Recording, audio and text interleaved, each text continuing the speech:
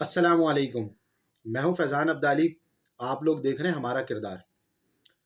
आज जिस उन्वान पे बात करनी है वो इस वक्त सबसे ज़्यादा हसास कराची के हवाले से बना हुआ है। सानिया गुल प्लाजा और उसमें कीमती जानों का ज़ाया हो जाना और इस तरह शहीद हो जाना। हमने सारी इल्ज़ामात, सारा मलबा हुकूमतों के ऊपर डालकर, हुकूमती नाअहली के ऊपर डालकर और बरीउज़्ज़मा हो जाते हैं। क्या सारी गलती हुकूमत की थी? हमारा अपना पर्सनली तौर पर, इनफरादी तौर पर, इज्तमाही तौर पर कोई किरदार मौजूद नहीं था। इसके ऊपर बड़ी तफसीली बात करने की कोशिश करेंगे।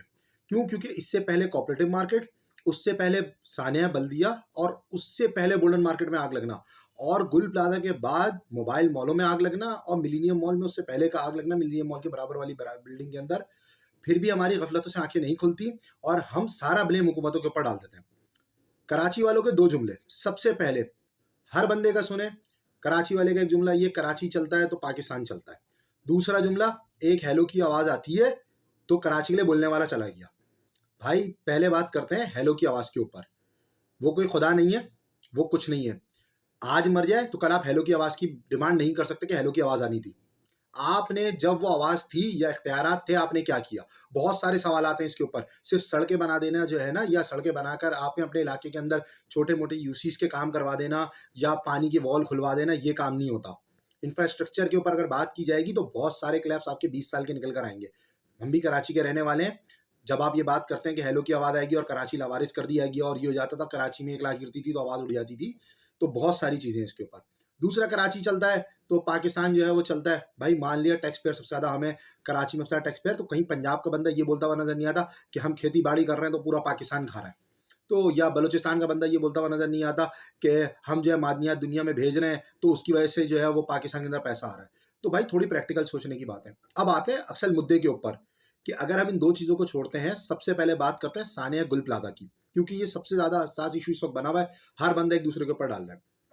और जो तहकीकाती रिपोर्टें आ रही हैं, बिल्कुल सीधा और क्लियर एंड कट बात, सही है।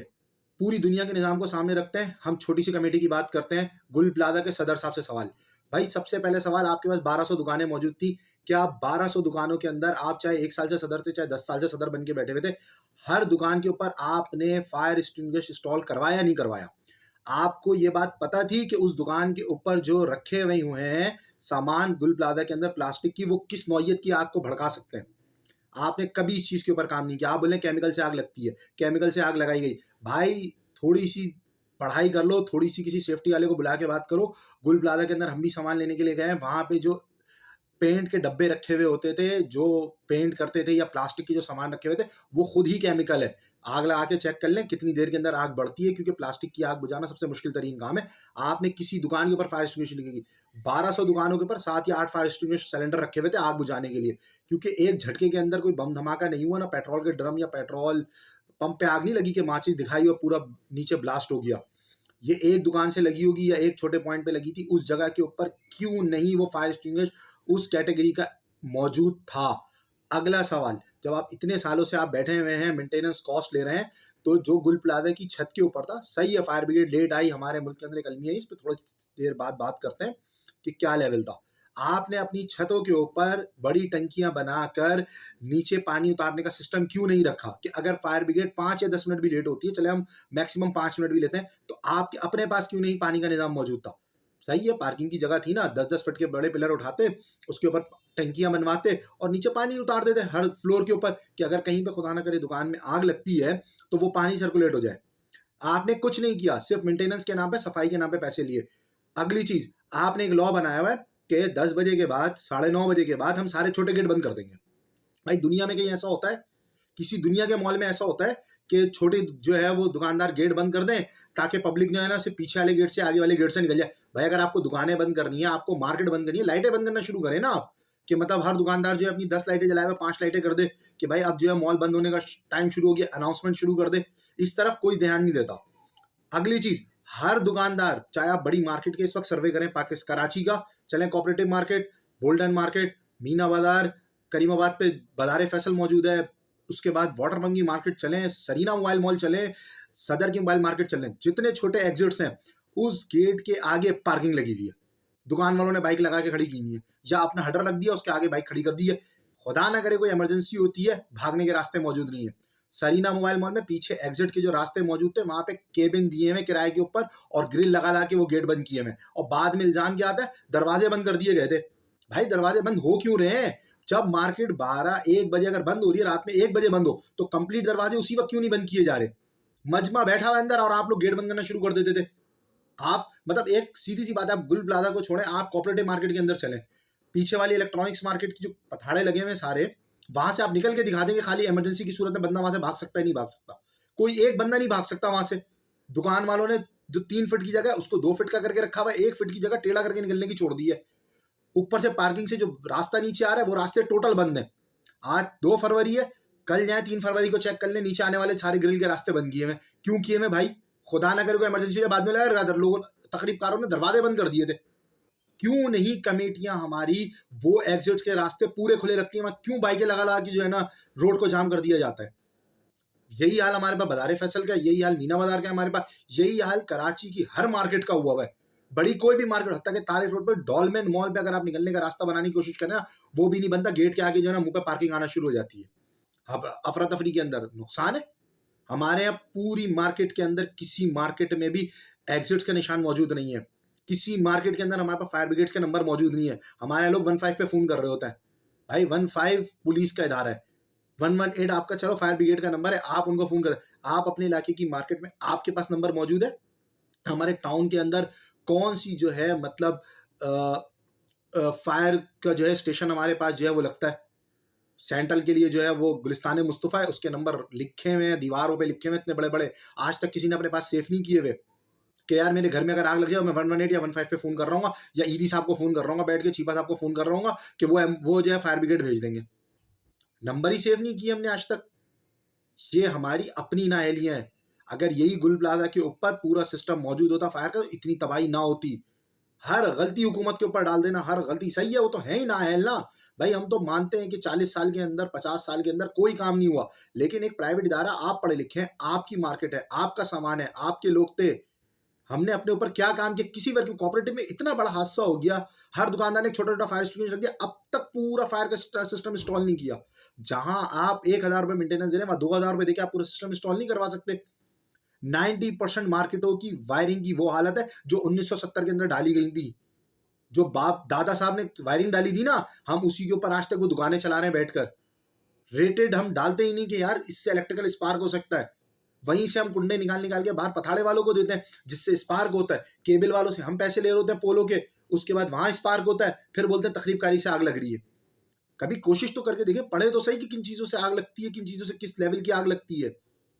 हर ब्लेम हुकूमत के ऊपर, हर जगह अपने आप को सब कुछ नेक पारसा करके, बस सही है यार हमारी कोई गलती नहीं थी, लोग शहीद हो गए यार, बेचारे लोग शहीद हो गए, उनको किसका किस हालत के अंदर अल्लाह ताला को शहादत की मौत दी है, लेकिन अपनी नाअहलियों को छुपाना।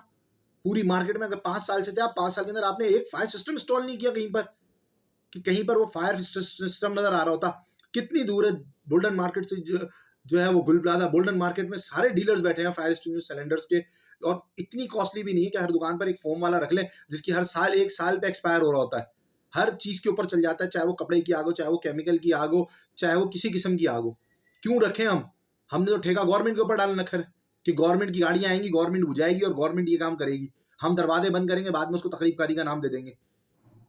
नाअहल कौमों की ना, नाअहल कौमों की सबसे बड़ी निशानी ये होती है कि वो अपने इल्ज़ाम दूसरों के ऊपर डालते हैं। यही नाअहल हम खुद हैं। हम अपनी ज़िम्मेदारियों को छोड़ के हम दूसरों के ऊपर इल्ज़ाम डालते हैं। जितने बाइक वाले मौजूद हैं, दुकानदार हज़रात, वो अपनी पार्किंग ऊपर नहीं लगा रहे होते जहाँ पार्किंग अवेलेबल है। भाई आप तो सुबह आ रहे हैं और शाम में जा रहे हैं, आप क्यों रास्ता ब्लॉक कर रहे हैं? आप प्रॉपर पार्किंग के अंदर लगा देना, आपकी क्योंकि आपको महीने के पैसे देने पड़ते हैं वहाँ पे, रोड पे आपको पैसे नहीं देने पड़ते। आप ब्लॉक कर देते हैं, यार मेरी दुकान के सामने मेरी बाइक लगी रहेगी, सही है, रास्ता हो जाए बेशक बंद, देखा जाएगा बाद में जो होगा। हम इंतजार करते हैं किसी बड़े हादसे का। हम चाहते हैं खुद कि भाई बड़े हादसे हों, और ना उसको हम सुधारने की कोशिश करते हैं। खुदारा रहम करें, अभी जहाँ तक ये लोग आवाज़ जा रही है, अपनी कमेटियाँ बनाकर, मार्केट की कमेटियाँ बनाकर, प्रॉपर जो है आग बुझाने का सिस्टम, प्रॉपर सिस्टम को इंस्टॉल करें हर दुकान के ऊपर।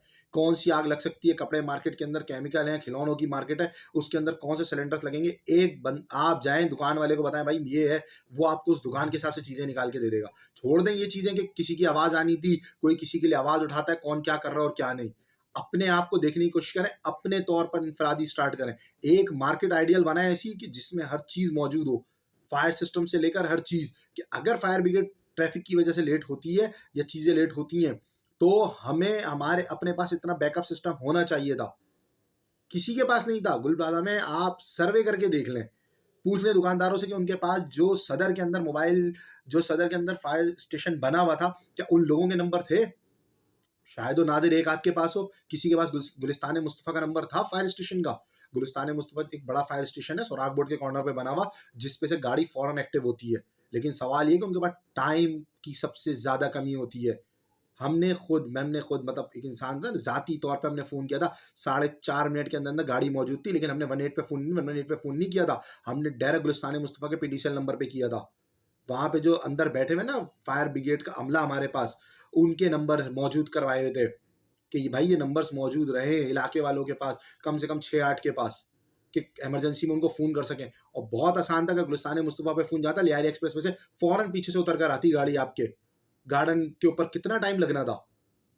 लेकिन थोड़ा-सा तो हम सोचें, इतनी जानें ज़ाया हो गई, फिर भी हम एक-दूसरे के ऊपर इल्ज़ाम तराशी करने में लगे हुए हैं कि वो हम कमेटी को नहीं मानते, हम उस पे सियासत लगा के रख दी हमने बैठकर।